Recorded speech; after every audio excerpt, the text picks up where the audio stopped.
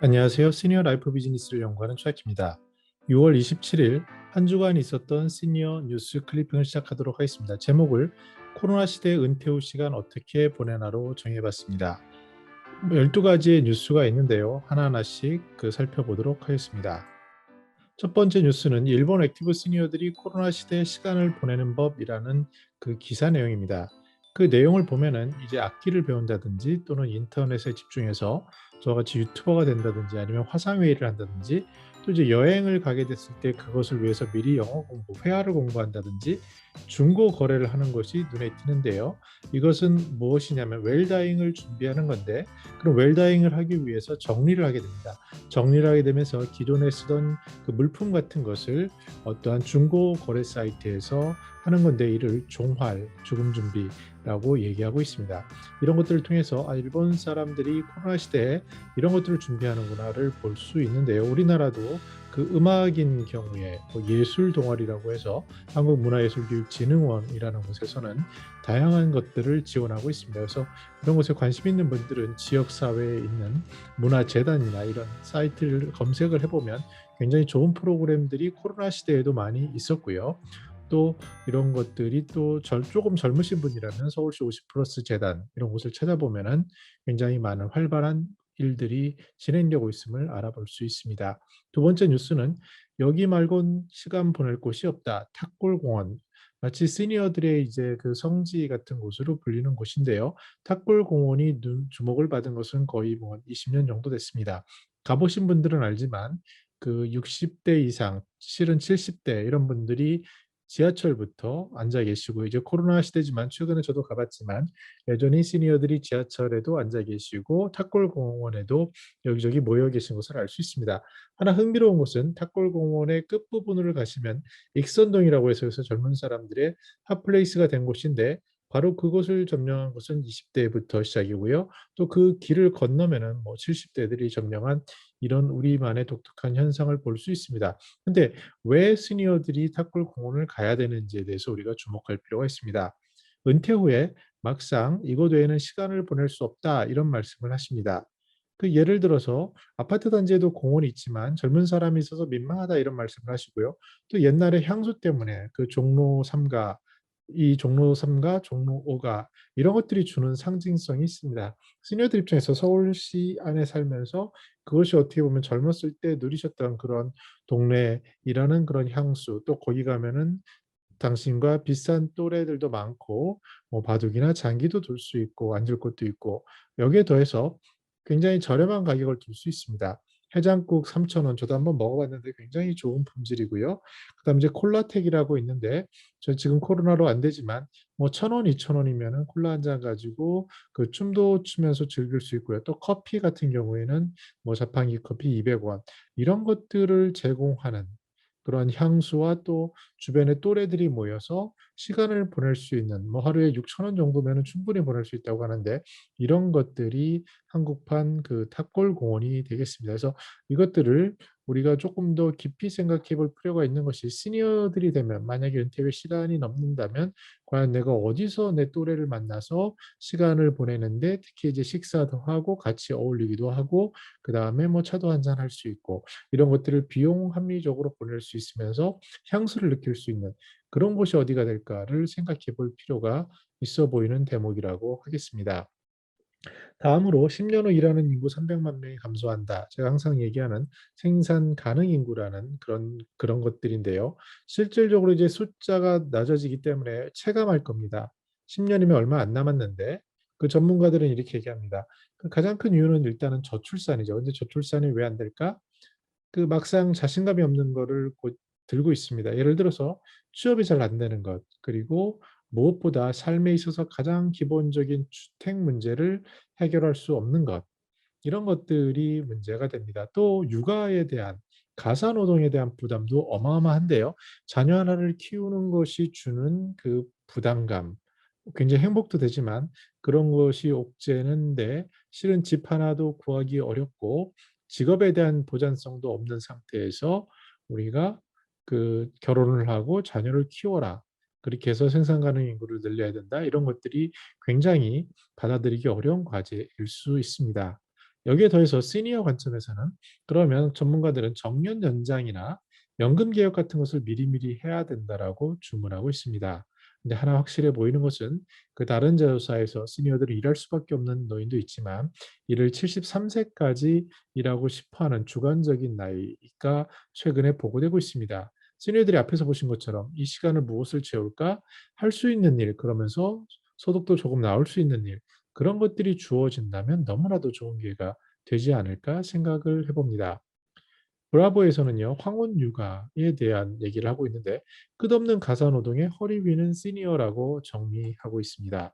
아마 놀라운 데이터인데요. 60세 이상의 무급 가사노동이 27.5%라고 합니다. 이는 30대 23.1%를 뛰어넘는 건데요. 이것이 이제 최근에 이제 결혼을 안 하는 이런 풍조도 있지만, 그러면 황혼이 돼서 손자녀를 돌보는 사람, 특히 맞벌이 부부인 경우에 막막한데 이들을 돌보는 것이 60 플러스 세대가 됩니다. 제가 아는 지인들도 이런 것들에 대한 고민이 많죠. 손자녀는 너무 보기 좋은데 중요한 것은 단순히 보는 것을 얘기하는 게 아니라 손자녀의 돌봄이 들어가면 얘네들을 뭐 먹여야 되고요. 닦여야 되고 돌봐야 되는데 이게 굉장한 그 고생이죠. TV 프로그램 같은 거 보면 남자들이 육아하는 거 가지고도 지쳐 떨어지는 것도 있고요. 또 요새는 또 해방타운 이런 식으로 해서 그 육아 노동에 가사 노동에 지친 분들 그 주부들을 잠시 쉬게 하는 이런 것들 프로그램도 있는데 우리가 주목할 것은 가사 노동이라는 겁니다. 이 가사 노동 저 같은 경우도 이제 퇴직하고 애들 요새 그 학교 안 가고 하니까요. 뭐 한때는 온 가족이 집에 몰려서 삼시세끼를 다 같이 차려 먹고 이렇게 하는데 큰 굿즈를 보면요. 식사 세끼를 차리는 것이 어마어마하고 또 만약에 얘네들이 어리다면 얘네들을 돌봐야 되는데 재워야 되고 먹여야 되고 또 다치지 않을까 신경 써야 되는 것, 또 병원도 데려가야 되고 또 학교 가는 것도 마찬가지죠. 챙겨야 할 것이 이만저만이 아닙니다. 그러면은 소위 돌밥돌밥이라고 하죠. 눈 뜨자마자 또 돌아서면 밥, 또 돌아서는 밥. 이런 것들의 가사 노동이 거의 2시간, 3시간 이상이 됩니다. 그 비중이 특히 우리나라 사회에서는 아직까지도 여성 중심으로 돼 있죠. 근데 그것이 황혼이 돼서도 마찬가지로 이런 일이 발생하고 있다라는 부분입니다. 물론 시니어들이 저 같은 경우도 몸이 건강하면 저에게 손자녀가 있으면 그들을 돌봐줄 마음은 굴뚝 같습니다. 근데 선배님들을 봤을 때 이 굴뚝 같은 마음을 넘어서서 이게 가사노동으로 이어진다면 이미 60까지 어느 정도 진저머리 날 정도로 하신 우리 시니어들인데요. 이후에까지 그것을 한다고 했을 때 자기의 삶이 굉장히 의문스러울 거고 이것이 그 가족 간에 특히 부부 간의 황혼 이혼으로 이어지는 경우도 상당히 많은 것을 우리는 데이터를 통해서 알 수 있습니다. 따라서 이 부분에 대해서는 우리가 다 같이 공감대를 가지고 육아가 어려운 문제고 이 육아라는 것이 특히 시니어들 몸이 건강하지 못한 상태에서는 더욱더 무리가 될 수 있고 특히 시간적으로 가사 노동이 차지하는 그 부담감은 너무나도 크겠다라는 것에 대한 서로의 공감대가 필요하고 이분들의 돌봄 노동을 보완할 수 있는 그런 국가 사회적인 시스템 그리고 지원 체계가 필요합니다. 여기에 대해서 우리가 진지한 고민이 필요한 타이밍이 아닌가 이렇게 생각을 해봅니다. 다음으로는 은퇴 후 자격증 취득하기. 여기서 이제 자식의 손 안 벌려도 되는 자격증. 데이터를 보면은 상당히 적지 않은 뭐 한 20% 이상 되시는 분들이 노후에 그 생계비나 활동하는 자금을 자녀들에게 얻는 경우가 발생을 합니다. 물론 어렸을 때 자녀들을 키웠기 때문에 정작 당시인의 노후 준비가 덜 돼 있는 경우가 상당히 많고 더 나아가서 자녀에 쏟아진 교육비 나가서 우리나라의 경우에 결혼까지 시키고 집까지 장만시키는 이런 어마어마한 부담감 속에 있기 때문에 정작 당신의 노후 준비가 안 돼 있는 경우가 많죠. 그래서 어쩔 수 없이 민간 이전이 되면은 자녀들이 도와주는 용돈이 되면 그것은 굉장히 쏠쏠한데 특히 이제 긴 시간에 이런 것들을 피하기 위해서 시니어들이 일자리를 찾고 있습니다. 그러다 보니 자격증에 관심을 갖는데 응시자가 2019년 기준으로 42만 명이 자격증 시험에 응시했다고 합니다. 적지 않은 숫자죠. 그리고 취득한 분은 9만 명인데 가장 인기가 있는 것은 굴삭기 운전기능사, 지게차 운전기능사, 조경기능사 같은 겁니다. 근데 우리가 여기서 현실 조언을 들어보면요. 실제로 자격증을 따놓고 쓰지 않는 분들도 많습니다. 가장 큰 이유는 전에 현직에 있을 때 어렸을 때 해보지 못했는데 그 일을 할 수 있다라는 그런 착각이 주는 문제점들이 큰 것을 알 수가 있습니다. 그리고 더 나아가서 노화가 돼서 신체 기능이 떨어졌을 때 이것을 어떻게 할 수 있을지에 대한 진지한 고민도 필요합니다. 그런데 만약에 건강하다면 그리고 새로운 것을 적극적으로 할 의지가 있다면 이러한 자격증을 가진 분들의 수입은 우리가 생각하는 것 이상의 굉장히 탄탄하고 그 자리는 굉장히 길어진다고 할 수 있겠습니다. 다만 이런 것이 몰리다 보니 항상 그렇듯이 공급은 제한돼 있는데 그 일자리를 필요한 공급은 제한돼 있는데 이러한 수요들, 시니어들의 자격증 딴 사람들이 많아진다면 그 사이에 또 경쟁이 생기고 쓸데없는 자격증이 될 것이다라는 부분을 우리가 명심해야 되고 더 중요한 것은 내가 과연 원하는 삶이 이런 삶인가에 대한 진지한 고민이 필요해 보입니다. 인생 일막을 충분히 자신이 아니라 가족과 이런 생계를 위해서 그 고생하신 분들이 인생 이막과 마지막까지도 이렇게 했을 때는 제가 주변에 봤을 때 그 건강이 악화되신 이후에 삶을 되돌아봤을 때 어느 정도 후회할 수 있는 여지도 있어 보이기 때문에 보다 진지한 자신의 삶에 대한 고민이 필요해 보인다라고 말씀드릴 수 있겠습니다. 엄마 손맛 그대로 밥상 1호 2호점을 광양 시니어 클럽에서 이렇게 오픈했다고 합니다. 시니어 클럽이요. 우리나라의 노인 일자리에 있어서 굉장히 중요한 역할을 합니다. 특히 혁신적인 창의적인 아이디어를 하는데 엄마 손을 가진 그런 믿을 수 있는 밥상을 만들어낸다. 이런 것들을 보시면 하는 일들을 보면요. 지금 보신 것처럼 반찬, 청소, 교육, 금융, 승강기 정보, 공간 정보, 공동 작업장, 스쿨 중 교통, 아름다운 말 만들기처럼 이 사회에 필요하긴 하지만 그것이 젊은 사람들이 하기에는 뭐하고 그러나 시니어들이 어느 정도 선한 마음을 가지고 할 수 있는 이런 일자리들을 만들어내는 노력들이 매년 되고 있고요. 여기에 대해서 아이디어가 올라가고 있습니다. 저도 말씀드린 것처럼 꽈배기 나라라는 곳에서 사회복지사 자격증 따기 위해서 같이 한 일주일 정도 있은 적이 있는데요. 그 시니어들을 봤을 때 그분들의 삶의 활력소 그리고 그분들이 그 일을 통해서 기쁨을 얻고 또 작은 소득을 가지고 다시 선용하는 것들 그 이전에 활용하는 그 액티브 시니어의 모습을 봤을 때 이러한 보다 시니어들이 할 수 있는 일자리가 늘어나면 좋겠고요. 제가 제 지인이 한다는 공동 작업장인 경우도 그 속에서 콧노래를 부르며 특히 요새 이제 트로트도 유명하니까 트로트를 같이 하면서 올릴 수 있는 일과 삶이 공유되는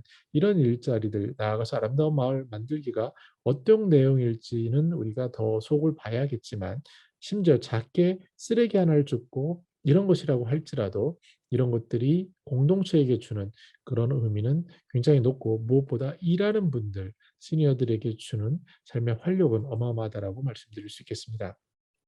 최근에 좀 슬픈 소식이 있었는데요. 유상철 전 감독께서 그 췌장암으로 일찍 돌아가셨죠. 그런데 5년 생존율 이런 주로 질병은 5년 생존율로 보는데 12% 정도입니다. 그럼 굉장히 좀 낮은 거고요. 요새는 웬만한 암들도 그 치유하기 쉽고 조기에 발견하면 되고요. 또 실제로 비용에 있어서도 국가에서 지원을 굉장히 하고 있어서 우리나라의 경우에는 암이 예전처럼 그렇게 심각하지는 않았습니다. 근데 12% 생존율인 췌장암은 여전히 두려운 것이라고 할 수 있고요. 췌장암에 대해서 그 집중적인 현상이 나타나는 것은 복통과 황달인데 어떤 경우든 복통과 황달 증상이 있으면 병원을 가보시는 것을 꼭 강추하고 있습니다. 그리고 특히 심각한 병원일수록 보다 전문적인 곳에서 받을 필요가 있는데요. 시니어들이 착각하시는 부분이 뭔가 작은 곳에서 이렇게 동네에서 살고 또 비용이 많이 들 거야라고 생각을 하시는데 저도 그 의료 쪽에 대형 병원에 관련된 컨설팅을 한 3년 정도 유관 업무를 한 적이 있습니다. 근데 그 경험을 통해 봤을 때는 그 비용 부분에서는 어차피 생각보다 큰 차이가 없는데 더 중요한 것은 얼마나 정확히 진단하느냐입니다. 물론 단순한 것 가지고 2차 진료 기관을 가는 것을 말씀드리는 게 아니라 뭔가 심각한 복통이 지속된다거나 황달 증상이 있을 때는 그 대형 병원에서 정확한 검진을 받아야 되고요. 국가에서는 특히 이제 보건소나 이런 곳을 통해서 검진 체계를 만드는 노력을 하고 있습니다. 어차피 장비랑 그것을 보는 의사 선생님의 소견 이런 전문성이 중요하기 때문에 그렇습니다. 근데 그 기본적으로 어떤 것인지 원인은 정확히 알 수 없지만 우리가 조심할 수 있는 것은 금주, 술과 관련된 거고요. 그다음에 금연, 담배와 관련된 것, 또 음식의 조절, 운동 이러한 기본적인 것들을 통한 건강한 체형을 유지하는 것이 중요하다라는 이런 부분에 대해서 우리가 귀를 쫑긋할 필요가 있습니다. 왜냐하면 특히 건강할수록 우리가 술이라든지 음식이라든지 금연이라든지 이런 것들에 대해서 순간적으로 그 방심하시 하기가 쉽습니다.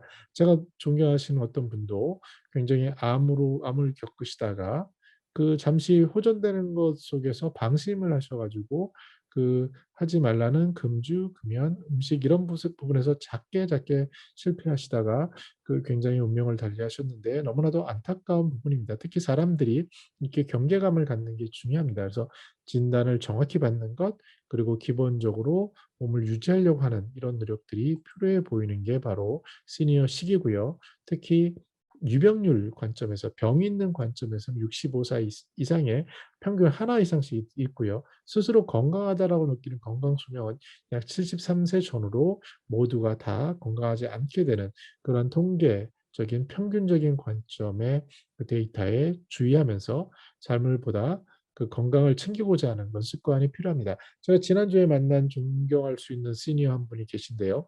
40대 후반에 그 몸이 비만적인 것을 느끼고 습관을 하나 잡으셨다고 합니다. 그걸 20년째 계속하고 있는데요.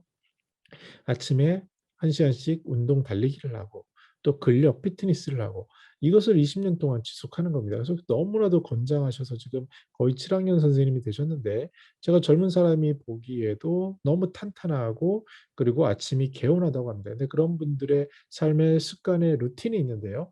일찍 일어나서 명상을 한다든지 그리고 아까 말씀드린 운동을 한다든지 비가 오면 오히려 비가 올 때 더 당신의 몸을 강화하기 위해서 특히 코로나 시기에 집에서 할 수 있는 홈 피트니스를 한다든지 이런 것들을 얘기하는 것을 보면서 건강에 대해서 시간을 쓰는 것은 어떠한 낭비 요소가 아닙니다. 왜냐하면 노년의 돈의 흐름이 있어서 굉장히 많은 지출이 의료비로 나가는데 이 부분을 선제적으로 예방할 수 있는 부분이 이런 생활 습관이라고 말씀드릴 수 있겠습니다. 척수장애인이 겪는 어려움 1순위가 배뇨, 배변. 그러니까 이제 소변하고 이제 그 변을 놓는 거죠. 그리고 욕창, 그 누워 있다 보니까 그 자리에 욕창이 생기는 거고 또 통증, 고통 이런 것들을 찾고 있습니다. 근데 노인들도 마찬가지입니다. 그러니까 후천성으로 노인들이 뭐 낙상을 하시거나 그래서 와상 환자가 되신다면은 돌봄이 필요하면 누구나 다 장애인의 경우가 되죠. 그래서 이제 지팡이를 쓰신다거나 그것도 안 되면 휠체어를 하시고 이렇게 계속 바뀌게 되는데요. 그러다 보면 어떤 일이 생기냐면 이 변에 대한 것, 그 소변 넣는 것에 대한 고통이 어마어마합니다. 저도 이제 주변에서 시니어들 중에 편찮으신 분들을 보게 되면 그 하루에 아침에 일어나서 변을 볼 수 있다는 게 얼마나 큰 행복인지를 체감할 수 있습니다. 그래서 이런 기본적인 거 특히 욕창 같은 것도요. 돌봄 현장에서는 시니어를 제때제때 몸을 잠깐만 돌려드려도 욕창이 발생하지 않는데 예전에는 많은 요양기관에서 이런 욕창 발생률도 적지 않았습니다. 그만큼 이제 손도 부족하고 여러 가지 이런 것들이 있는데 그래서 기기 중에서 보면 시니어 고령치나 용품을 보면 욕창과 관련된 것, 배변에 관련된 이런 기기들이 선호받고 있고 투자도 받고 있고 그럽니다. 물론 그러나 여전히 사람들 우리들이 생각하는 그 이상적인 거에서는 거리가 있지만 그럼에도 이쪽 고령 친화 산업에서는 배변이라든지 욕창이라든지 이런 것들이 어마무시하게 중요할 수 있겠구나라는 것을 우리가 이해할 필요가 있고 무엇보다도 우리도 바로 누구나 다 장애인이 될 수 있다라는 것을 인지하면서 이분들이 살아가는 삶에 대해 배려하는 것들이 결국은 우리 시니어들 모두를 위한 것이겠구나를 인식하는 것이 필요하다라고 생각을 합니다. 눈 침침 황반변성 저도 요즘 계속 눈이 침침해서 좀 굉장히 그 고통을 좀 겪는 편인데요. 근데 여기서 중요한 게 있습니다. 황반변성이라는 것이 그 잘못하면 실명까지도 갈 수 있는데 여기서 주는 메시지는 이렇습니다. 70대 이상이 되면 4분 중 1분이 황반변성을 겪는다고 합니다. 물론 요즘은 굉장히 기술이 좋아서 병원에 가면 대부분 고치세요. 중요한 것은 이제 병원을 미리 가서 검진을 받는데 많은 분들이 안과에 가는 것을 꺼려하십니다. 뭐 안과까지 이렇게 특히 저처럼 안경을 쓰는 사람들이 많이 착각하는 경우가 저도 그랬습니다. 그냥 안과에 가서 눈을 맞춰서 안경을 맞추면 되겠지라고 생각을 했는데 그 가장 큰 이유는 안과에 가는 것이 일단 비용에 대한 두려움도 있고 귀찮음이 있습니다. 근데 이것을 깨게 됐어요. 나이가 들면서 눈이 소중한 걸 알다 보니까 안과에 그래도 1 년에 한 번, 2 년에 한 번 가게 되면 안과 전문의가 내 눈에 대해서 케어를 해 주면서 황반 변성이나 이런 가능성을 체크해 주고요. 특히 내 눈에 맞는 안경을 제조해 줌으로써 보다 믿을 수 있는데 이 비용이 약 10,000원 정도밖에 들지 않습니다. 그만큼 우리나라 건강보험 체계가 잘 돼 있고 그렇기 때문에 비용에 대한 걱정이 있다면 그런 걱정보다는 오히려 내 눈이 소중하니까 안과를 들르고 안경을 맞추는 습관이 중요하고요. 특히 이제 선글라스도 굉장히 중요합니다. 이렇게 지금처럼 햇빛이 이럴 때는요. 무조건 선글라스를 쓰셔야 합니다. 아직도 뭐 멋쟁이들이 쓰는 거야 착각입니다.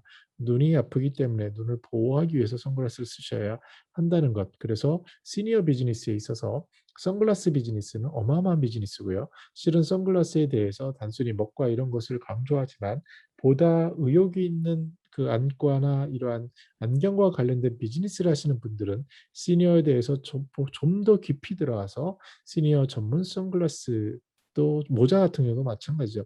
이런 것들을 할 필요가 있어 보입니다. 제가 한 10년 전부터 이런 것들에 대한 기회가 있으면 연결하고 싶기도 한데 여전히 우리나라에 있는 아직 그 주된 시장은 젊은 층이라고 생각하는 착각이 있어서 그렇습니다. 근데 최근 들어서 이제 시니어들의 인구가 급격히 늘어나고 이 눈의 문제는 벌써 저처럼 50대 초반만 돼도 심각하고 40대 후반부터 나타나거든요. 그래서 이런 부분들에 대한 비즈니스는 마치 우리가 보청기인 경우에는 뭐 70대 정도 돼야 그 활성화가 되는데 그 눈에 대한 것은 그 이전에 발생하기 때문에 이쪽에 대해서 헬스케어 차원에서 엄청난 비즈니스 기회가 있다. 이런 것들을 인지할 필요가 있어 보입니다.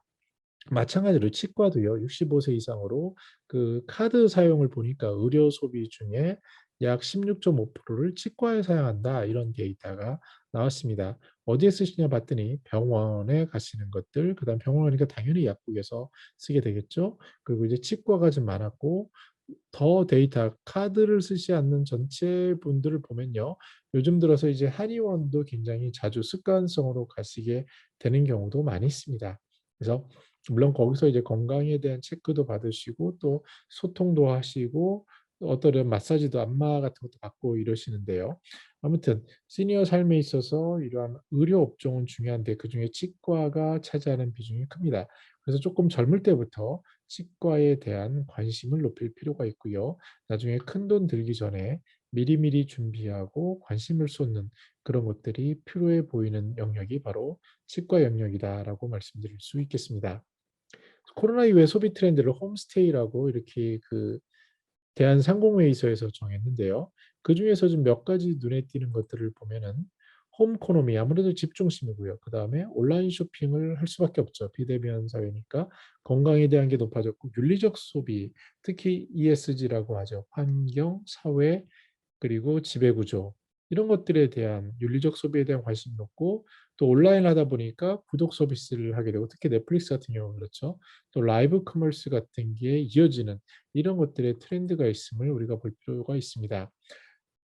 사회주택에 대한 모습, 생애 전반에 걸친 사회주택의 모습을 그린다면이라는 글이 있어서 소개하는데요. 이 중에 이제 제가 눈에 띄는 것은 굉장히 그 별내면에 가면 위스테이 별내라는 아파트가 만들어졌습니다. 이게 어떤 개념이냐면요. 이제 공공주택으로 국토부 시범 사업으로 선정된 거예요. 근데 형태가 협동조합형 공공지원 민간 임대 아파트예요. 한 8년 정도 임대를 하고요. 공공에서 지원을 대부분 그 많은 지원을 했는데 어느 영역에 들어갔냐면 커뮤니티 공간이 있습니다. 그래서 같이 어울릴 수 있는 그런 게 물론 대부분 아파트에 뭐 요즘의 것들은 수영장도 있고 뭐 도서관은 기본적으로 있고 이렇게 돼 있지만 여기서 더 나가서 뭔가 동네 사람들이 어울릴 수 있는 그러한 시설에 대한 커뮤니티를 만들어 주는 것들 또 상회도 같이 협동조합식으로 할 수 있는 협동상회를 만들어 주는 것 그리고 8년 후에 이 아파트를 구매하거나 이 아파트를 통해서 수익을 낼 수 있는 방법을 연구해 주는 것 이런 것들이 다 들어가 있습니다. 중요한 것은 최근에 저도 시니어 실버 산업에 대한 그 자문 요청을 받고 얘기를 나눈 경우가 있는데요. 최근 들어서 이런 게 굉장히 많습니다. 특히 왜 그러냐면 대기업 같은 경우에 실버 산업이 뜬다라고 하고 기존 사업 중에는 똘똘한 게 별로 없고요. 그래서 시니어 비즈니스에 관심이 있는데 그중에 가장 그 하기 쉽고 편하고 수요가 명확한 것은 이러한 건물과 관련된 것들입니다. 뭐 요양원이라든지 데이케어 센터라든지 실버타운이라든지 이런 것들이 굉장히 많습니다. 근데 이런 것들은 뭐에 대한 질문이냐고 본질적인 걸 보게 되면 주거에 대한 겁니다. 나이가 들어서 몸이 아파지거나 또는 나이가 들어서 시간이 늘어났을 때 어디에서 내가 누구와 함께 살 것인가에 대한 진지한 고민이거든요. 그래서 돈이 아주 있는 경우에는 요새 호텔형으로 가고 있습니다. 아예 호텔처럼 하고요. 그래서 모든 것을 할 수 있게 준비해 주는 럭셔리형으로 가는 것들도 요즘 굉장히 뭐 티오가 없다고 굉장히 만들면 잘 팔리는 것처럼 이렇게 비춰주기도 합니다. 근데 그 안에서 촘촘히 봐야 될 것들이 너무 많죠. 이것을 너무 쉽게 생각하는 경우가 공급자 입장에서는 있지만 이 부분도 어느 관점에서 봐야 되냐면 생애 관점에서 봐야 합니다. 시니어 생애 관점, 거기에 누가 가느냐, 그 사람들이 무엇을 요구하느냐인데 이러한 것들이 특히 아파트인 경우에는 거의 시니어의 77% 정도가 거주를 하는데요. 그 자산 비중도 시간을 도 그렇고 자산도 그렇고 대략 한 60-70% 이상 정도를 쓰는 엄청난 자원이 몰리는 곳입니다. 그런데 그 대부분의 형태가 또 아파트가 되죠. 근데 이 아파트들도 변신을 하고 있어요. 어떻게 가냐면 그 아파트 구매자들이 시니어가 되다 보니까 이분들이 필요로 하는 것들, 가장 쉽게는 가사노동입니다. 가사노동을 줄여주는 것, 식사, 그리고 응급시설을 연계해 주는 것, 거기에 더 나아가서 시간을 보낼 수 있게 어울릴 수 있게 해 주는 것, 뭐 이런 것들을 고민하게 되는 거죠. 그래서 굉장히 럭셔리한 경우에는 럭셔리에 맞춰서 전문가를 놓고 투입해서 가는 거고요. 그리고 일반 대중형에서는 공공형에서는 LH나 SH 중심으로 이러한 그 새로운 테스트들이 나오고 있습니다. 포인트는 시니어들이 살던 곳에서 더 생활하기 편하게 하는 거고요. 국가 정책으로는 보건복지부의 커뮤니티 케어 지역사회 정책이라는 곳에서 살던 곳을 중심으로 커뮤니티 활동들이 들어오는, 특히 의료를 중심으로 들어와서 하는 것들을 고민하고 있습니다. 그래서 우리들이 생각할 것은 생애 주기에 따라서 사람의 삶에 있어서 단절돼서 실버타운으로 가는 것이 아니라 그곳에서 어떻게 그분들이 필요한 서비스를 그 주거 서비스에서 줄 것인가, 공공에서 민간에서, 이런 고민들이라고 볼 수 있는데 그중에 이제 관심 있는 게 이런 협동조합형이고요. 더 나아가서 제 SLB 채널에서도 있는 김수동 대표님의 그 여백 같은 주거 공동체, 거기서 또 더 나아가서 젊은 사람들을 위한 터무니 있는 주택이라든지 뭐 이런 것들에 대한 시도들이 굉장히 많이 될 거고, 이것이 바로 우리들의 삶에 관련된 거고, 특히 돈이 자산적으로 여유가 크게 없는 경우에 또 비용 합리적인 걸 추구하는 경우에 그걸 떠나서 고립되지 않고 통합되며 어울릴 수 있는 삶을 생각하는 분들을 중심으로 이러한 고민들이 계속 나아갈 것으로 보여집니다. 오늘 이렇게 뉴스가 좀 많았는데요. 한마디로 정리를 해보면 은퇴 후 코로나 시대 어디서 어떻게 시간을 보낼지, 그것에 대해서 오늘을 선택할 수 있는 노인들의 경험에 의한 향기 그리고 열정을 찾아보자라고 정리해 볼 수 있겠습니다. 제가 같이 어울리는 시니어들이 지난주에 주간 줌 미팅을 했는데요. 거기서 결론으로 나온 것이 어떤 거였냐면 시니어의 향기를 내뿜는 그런 열정을 가지고 더 나은 세상을 만들기 위해 노력하자, 뭐 이런 식의. 그래서 그분들은 나이가 7학년 중반이 되고 8학년이 되지만 새로운 프로젝트를 만듭니다. 개개인의 프로젝트로서 내가 이번에 이것을 해야겠다. 지역사회에서 이런 것을 시도해보고 내가 젊은 사람들을 위해서 이런 것들을 해봐야 되고, 그러한 새로운 꿈과 새로운 노력을 하게 됩니다. 그것이 비단 돈으로 연결되면 좋지만 돈으로 연결될 수 없는 나이에 이를 수도 있거든요. 그랬을 때조차도 어디서 누구와 어떻게 보낼지에 대한 그러한 고민들은 오늘에 있고요. 그 오늘이 설렐 수 있는 그러한 노력들을 하는 것이 시니어 삶, 시니어의 향기가 아닐까 생각해 보았습니다. 네, 혹시 이번 주에 제가 놓친 부분이 있으면 댓글로 알려주시고요. 매주 이렇게 1회 정도 정리를 하면서 저도 트렌드를 보고 방향을 보는데 여러분들도 조금이라도 도움이 됐으면 좋겠고요. 의견도 다양한 의견을 댓글 통해서 알려주시면 이 시니어 뉴스 클리핑이 더 발전하는 데 도움이 되겠습니다. 저는 더 나은 시니어 삶 공동체를 연구합니다. 감사합니다.